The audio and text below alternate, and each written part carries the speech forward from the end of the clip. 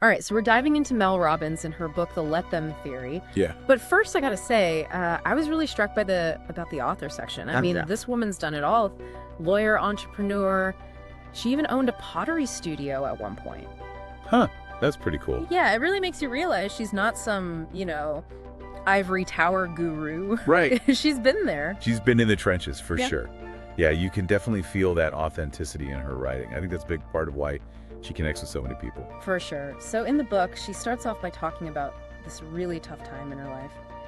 She was 41 years old, $800,000 in debt. Her husband's business was failing. Oof, yeah, that's rough. And she was just feeling completely overwhelmed by anxiety, avoiding even basic things like opening bills. Oh yeah, I've been there. Have you ever felt that kind of just complete shutdown mode? Oh, absolutely. That avoidance response, it's so tempting when you're feeling that level of stress. Right. But like Robbins points out, it never actually solves the problem. Never. It just prolongs the agony. It's so true. And that's where her 5-second rule comes in. The book describes this moment where she's watching a NASA rocket launch. Okay. And it just hits her. You know that countdown, 5, 4, 3, 2, 1? Yeah. She realized that could be the key to break free from overthinking and fear.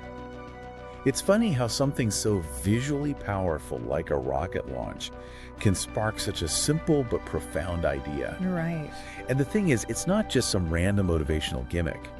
The 5-second rule is actually rooted in neuroscience. Oh, really? Yeah, it's about interrupting that habit loop in your prefrontal cortex. Huh. That's the part of your brain that gets stuck in overthinking mode. Oh, okay. But by counting down, you're essentially forcing your brain to shift gears from inaction to action. That's fascinating. And what I love is that Robbins doesn't just talk about this rule. She actually used it herself to overcome some pretty big challenges. Like what? Well, she talks about using it to get out of bed when she was feeling depressed, to finally tackle that mountain of bills, and even to network and find a new job. It's amazing how such a simple technique can be applied to so many different areas of life. It really shows that it's not about making these massive overnight changes. Right. It's about those small, consistent actions that add up over time. Exactly. It's like creating a positive feedback loop where action fuels motivation. Instead of waiting to feel motivated to take action. Precisely. You start by taking action, even if it's just a tiny step. And that action creates momentum, which in turn boosts your motivation to keep going. Okay, but here's where it gets really interesting. Did you know that TEDx talk that basically launched her career? The one that went viral. Yeah. Well, apparently she almost backed out at the last minute. Oh, no, why? She was having a full-blown anxiety attack. Oh, wow. She describes the whole experience as a 21-minute panic attack on stage. I can't even imagine. But she pushed through it. And hidden within this anxiety-ridden talk was the first time she ever publicly shared the 5-second rule. Talk about turning a potentially disastrous situation into a pivotal moment. It's incredible, right? And I think that's a big part of why people are so drawn to her. Totally. She's not afraid to be vulnerable, to show that even she, this motivational powerhouse, struggles with fear and self-doubt. Hey, it makes her so relatable. And yet she still pushes through it. And that resonates with so many people who are facing their own challenges. Absolutely. It's like she's saying, hey, it's okay to not be okay. Right. We all have those moments of self-doubt and fear, but we don't have to let them control us. We have the power to choose action, even when it feels scary. And that's really the deeper meaning behind the 5-second rule. It's not just about productivity hacks. It's about recognizing that we all have those internal battles. And that we have the power to overcome them. Exactly. And Robbins isn't just relying on anecdotal evidence to support her claims. There's actual science behind it. Oh yeah. She cites a ton of scientific research that backs up the 5-second rule. Interesting. She talks about how taking action actually creates motivation. It can change your brain chemistry and help you build confidence over time. So it's not just about willpower. Not at all. It's about understanding how our brains work and using that knowledge to our advantage. I like that. It reminds me of the research on habit formation. Yes, it's all connected. You don't have to wait for the perfect moment or the perfect feeling. Just start taking action, even if it's imperfect, and let the momentum carry you forward. Now, it's important to point out Robbins doesn't sugarcoat the path to success. Right. She's very honest about the hard work and the challenges involved. She talks about years of speaking for free, juggling family responsibilities, constantly battling self-doubt. It's a good reminder that there's no such thing as an overnight success story. It takes dedication and perseverance. Absolutely. Success, especially meaningful success, is usually the result of consistent effort over a long period of time. And what's inspiring is that's where this new theory comes in. It was like taking it to the next level. Yeah, building on that foundation of the 5-second rule. But now she's tackling those external factors that can really throw us off course. I mean, think about it. We've all experienced those situations that just drive us crazy. Oh, totally. Like a traffic jam that makes you late, or an inconsiderate coworker or family member who's constantly pushing your buttons. Oh my gosh, yes. Especially the family members. Like she's reading our minds with some of these examples. Right. And what I find interesting is that she doesn't suggest trying to control those external factors. Which is what we often try to do. Exactly. We think we can change people or force situations to go our way. And it just creates more stress. Right. Instead, it's about shifting our perspective and our reactions. So it's more of a mindset shift. Yeah, instead of getting caught up in the frustration and trying to change things that are outside of our control. We just let them be. Exactly. Yeah. And we focus on what we can control, which is our own responses. I think that's where the title of the Let Them theory really clicks. It's about accepting that other people have their own thoughts, feelings, and behaviors that we can't dictate. We can't force someone to be considerate or to always agree with us. Right. But we can choose how we respond to their actions and words. And ultimately protect our own emotional well-being. It's not about being passive or letting people walk all over us. No, it's about choosing our battles wisely. And recognizing that sometimes the most powerful response is to simply let things be.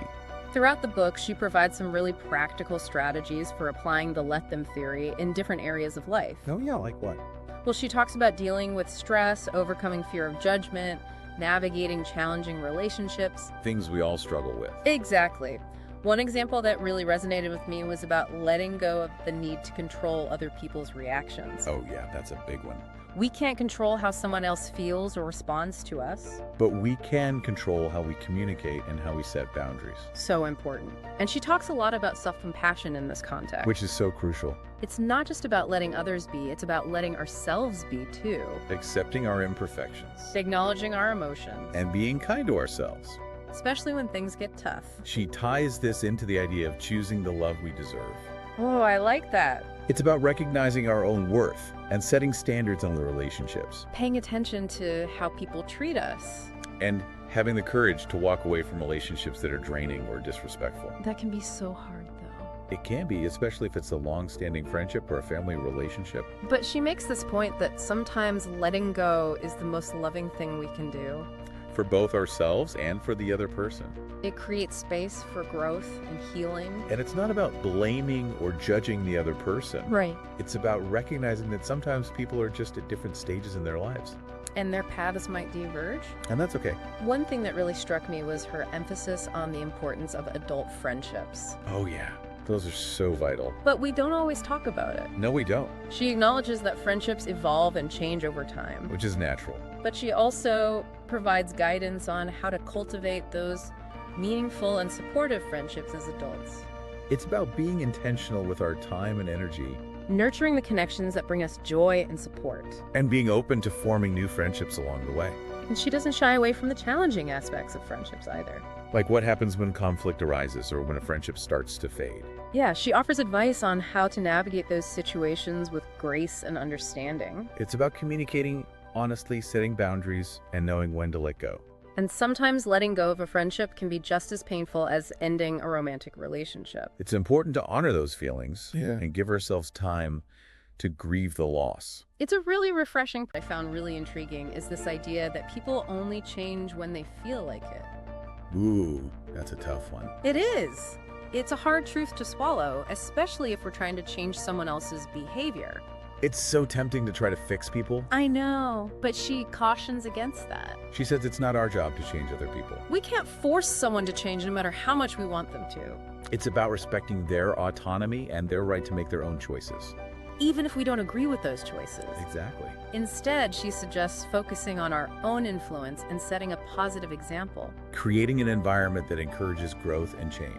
But ultimately, respecting other people's decisions. And this applies to so many areas of life. Not just personal relationships. Work situations, community involvement, even our interactions with strangers. It's about recognizing that we can't control the world around us. but we can control our own actions and reactions. And sometimes the most powerful thing we can do is to simply be a source of positivity and compassion. Even in the face of negativity or resistance. Yeah, it's like she's saying, hey, you can relax a little. Right. You don't have to carry the weight of the world on your shoulders. Exactly. And when you let go of that need to control everything, You free up so much energy. to focus on the things that truly matter. Your own growth. Yeah. Your well-being. The things you can actually influence. You know, it's funny. Let them theory almost feels like the perfect follow-up to the 5-second rule. I see what you mean. Like it's the next logical step. Yeah, the 5-second rule helps you overcome those internal hurdles. The hesitation. The self-doubt. And then the let them theory gives you the tools to deal with those external challenges. Those situations where you might get tempted to try to force things or get super frustrated. When you can't control the outcome. Right. It's like she's providing this whole toolkit for personal growth and empowerment. Helping us navigate both our inner world and the outer world. With more intention and less stress. Absolutely. Yeah. You know, one thing that's really stood out to me throughout this deep dive is the emphasis on self-compassion. Oh, yeah, for sure. It's like a thread that runs through all of her work. She constantly reminds us to be kind to ourselves. Recognize our own worth, Celebrate our progress. no matter how small it might seem. It's like she's giving us permission to just be human. To embrace our imperfections, And to be patient with ourselves on this journey. which is such a powerful message. Especially in a world that often tells us we need to be perfect. And that we need to constantly compare ourselves to others. It's a good reminder that growth is a process. Not a destination. And that it's okay to stumble along the way. It's about finding joy in the journey itself. Not just in reaching some arbitrary end goal. Right. So if you're listening to this and you're feeling inspired to make some changes, Yeah. remember what Robbins says, start with small actions. Little by little. Don't underestimate the power of consistency. Even if it's just 5 minutes a day. Dedicated to something that matters to you. Exactly. And above all, be kind to yourself along the way. Be your own cheerleader. Celebrate your wins.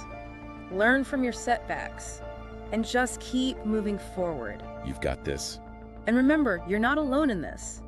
We all face challenges, We all have moments of self-doubt. but we also have the power within us to create a life that's meaningful and fulfilling. That's the beauty of it. Mel Robbins' work is such a great reminder of that human potential. She shows us that it's possible to overcome adversity, to reinvent ourselves. And create a life that aligns with our values and our passions. And the let them theory gives us a framework for doing just that. It's about letting go of what no longer serves us. Setting healthy boundaries, cultivating relationships that lift us up. And embracing our own unique path. It's about choosing love, pursuing our passions, and making a positive impact on the world. In our own way. Absolutely. So on that note, I'll leave you with this thought. What's one small action you can take today